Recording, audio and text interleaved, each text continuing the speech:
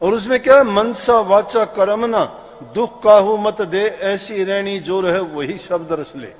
शब्द रस से क्या है, उस भक्ति का आनंद वही ले सकता है जो मन वचन और कर्म से पवित्र हो जाए। मन में हमेशा उस मालिक का नाम याद रखो या नेक विचार रखो, अच्छा करने का संकल्प उस मन में उठाओ, नहीं तो मन ही तो सब संकल्प विकल्प उठाता है। इसी में बुराई और भलाई दोनों चीज निपजते पैदा होते हैं, इसी में दुश्मन और मित्र इसी में है, इसी में प्यार और ईर्ष्या भी इसी में समाई हुई है। लेकिन जिस चीज को भी हम उभार लेते हैं वही चीज प्रकट होके हमारे कर्म का रूप धारण करती है, और कर्म का रूप धारण करके वही कर्म फल बन जाता है। जो कर्म फल बन जाता है उस कर्म से बच नहीं पाते, भोगना ही पड़ता है। जिसने जो कर्म किया, कितने जन्म बीत जाओ, वक्त बीत जाएंगे, लेकिन कर्म फल उसका पीछा नहीं छोड़ता।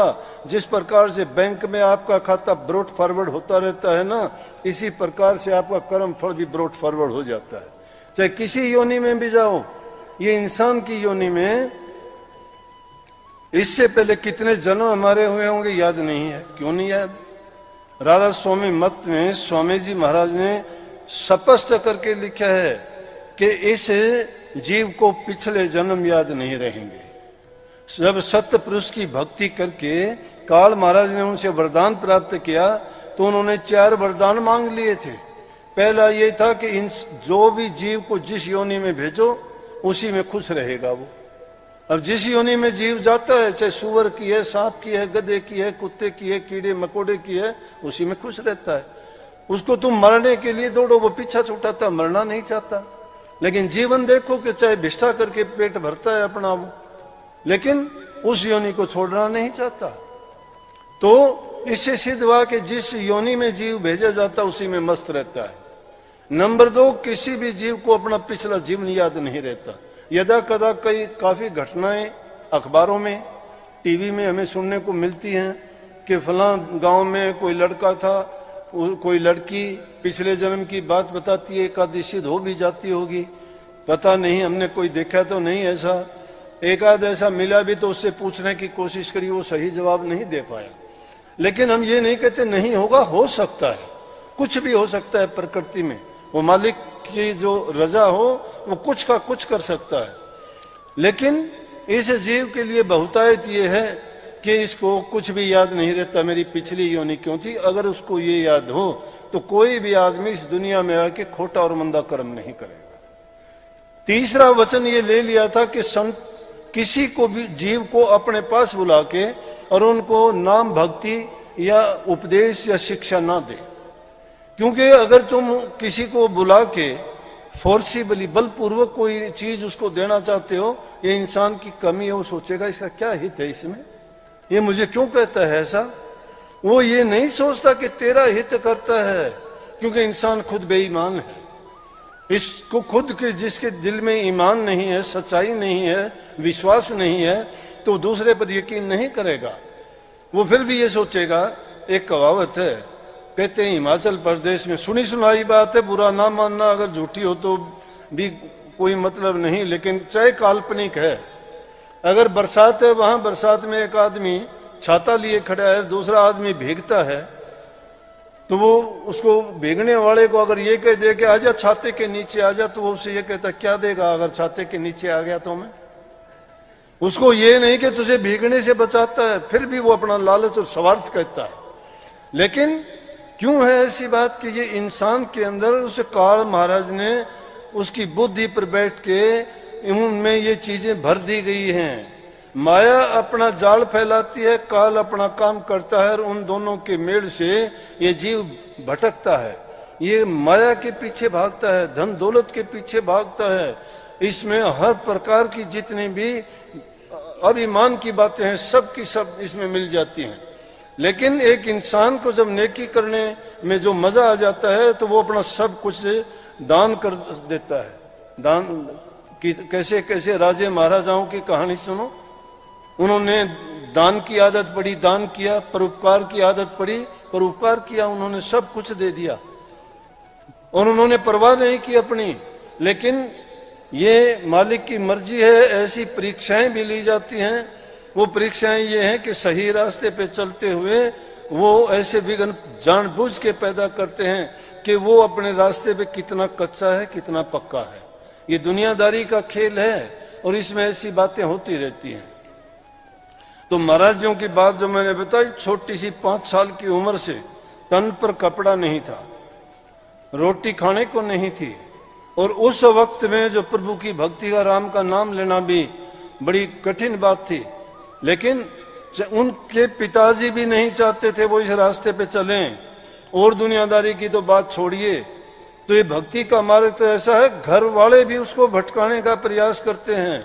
इसीलिए वाणी में जो कही, लागे रहिए मेरा प्रेमी भाई रे, तेरी बनत बनत बन जाई रे। अगर तुम उनके कहने से भटक जाते हो तो कभी भी फिर उस रास्ते पे नहीं आ पाओगे।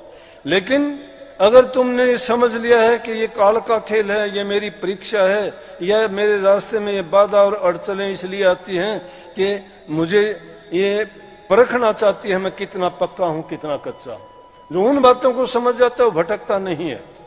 उसको दुख भी उठाने पड़ेंगे, कष्ट भी उठाने पड़ेंगे। संतों का जीवन देखो, ये कोई बड़ी बात नहीं। 3-3, 4-4 दिन तक भूखे रह जाते थे, जंगल के फल फूल खा के गुजारा करते थे, ज्यादा राम का नाम भक्ति नहीं जानते थे, घूमते रहे। जवान उम्र होगी, एक चादर सिर्फ तन पे रखते थे, भगत कहते थे छोटी उम्र से ही।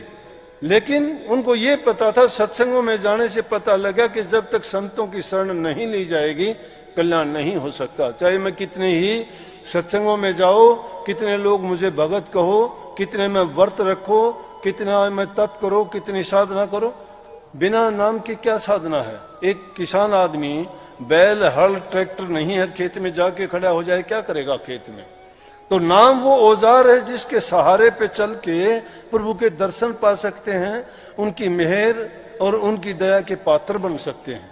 वो सच्ची प्रार्थना है जो हमारे मन को उस ओर लेके जाती है, दुनियादारी की तरफ से हटा के और सच्चाई की तरफ हमें अग्रसर करती है, वो नाम है।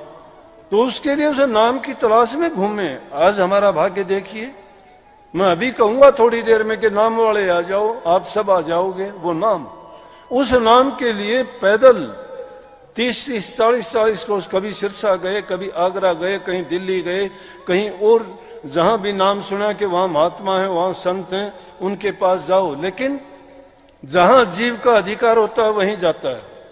अनेकों जगह गए, उनको नाम नहीं मिला। कहीं संतों ने कह दिया कि नहीं, अभी नाम के योग्य नहीं है। किसी ने कह दिया कि तुम तो अवधूत लगता है, तू भक्ति के रास्ते पे नहीं आ सकता क्योंकि साधु भेष में रह लिया, मस्त है, मस्ती के रास्ते पे चलता है। लेकिन आखिर में जब मस्ताना जी के पास गए सिरसा में, उन्होंने कह दिया कि भाई भगत 2 दिन बैठे रहे उनकी मिलने की तलाश में, 2 दिन भूखे प्यासे। किसी ने पूछा कि रोटी, बोला रोटी तो खा के आया था। ये नहीं पूछा किसी ने कब खा के आया था। यहां से पैदल जाने में कोई 1-2 घंटे का रास्ता नहीं था, 2-3 दिन खाना खाए हो गए थे। ये नहीं कहा उसने भी कि खाना खाओ, ये नाम इतना सस्ता नहीं है। लेकिन ये तो अब जमाने की बात है, टाइम की बात है, टाइम के अनुसार चीजें बदलती हैं। उन्होंने कहा कि आपका नाम का अधिकार तो जोई में राम सिंह मास्टर अरमान साहब है, उनके पास है, वहां जाइए। और जोई में जब आए तो राम सिंह अरमान अपने दादा गुरु उनके पास बोले कि भगत एक बार पहले भी आया था, मैंने तुझे कहा था कि तू इस तरह से घूम फिर लिया, नाम में तेरा मन लगना बड़ा कठिन है। कहने लगे जी कि मेरा अधिकार आपके पास है। जब जिद की तो नाम दिया। नाम देने के बाद जब नाम भक्ति शुरू की, महाराज जी ने उस नाम की साधना में ध्यान किया, अभ्यास किया, नाम का सिमरण किया, और उसको करके जब अरमान साहब ने उनको परख लिया कि सही है, फिर उन्होंने बताया कि मुझे ये नहीं पता था कि गुरु की रजा और मौज क्या होती है। मैं जब लाहौर में, कहने का मतलब अरमान साहब कि लाहौर में महर्षि शिवरलाल से जब दीक्षा लेने गया तो उन्होंने मुझे कह दिया था कि जाओ हरियाणा में तुम राधा स्वामी नाम का प्रचार करो। मैं कहने लगा जी मैं क्या प्रचार करूंगा, वहां तो कोई आदमी है ही नहीं, क्या प्रचार करूंगा। कहने लगे तुझे ये चिंता करने की जरूरत नहीं है, मेरी शक्ति आएगी, मौज होगी और वो अपना काम करेगी। तुझे कहने लगे भगत अब मुझे पता लग गया कि वो मौज कैसे आई है।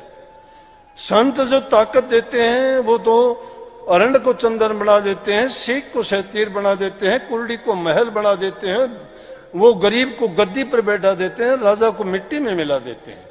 जब रजा उस महल मालिक की जब फिरती है तो क्या नहीं हो सकता, वो सब कुछ कर सकते हैं। कहने लगे उसके बाद जो उन्होंने काम किया तो लोगों ने बड़े ताने, अलग अलग मतों ने कितने उनके साथ अलग अलग, जितने कोई धर्म था, कोई संस्था थी, कोई दूसरे बराबर में दूसरे मत के प्रचारक मानने वाले थे, उन्होंने कहा ये तो नाम नहीं, ये तो बस गलत प्रचार करते हैं, राधा स्वामी नाम एक स्त्री और आदमी का नाम है, ये भगवान का नाम थोड़ा है, इससे अच्छा राम राम कह लेता, इससे अच्छा तो हरे राम हरे कृष्णा कह लेता, इससे अच्छा ओम शांति कह लेता, इससे अच्छा सतनाम कह लेता, वाहे गुरु कह लेता। वो नाम थे, ये राधा स्वामी नाम कहां से आ गया, ये परमात्मा का नाम है ही नहीं। लेकिन सच्चे मन से जब वो लगे और उन्होंने उस नाम की कमाई की, प्रकट हो गई वो अपने आप।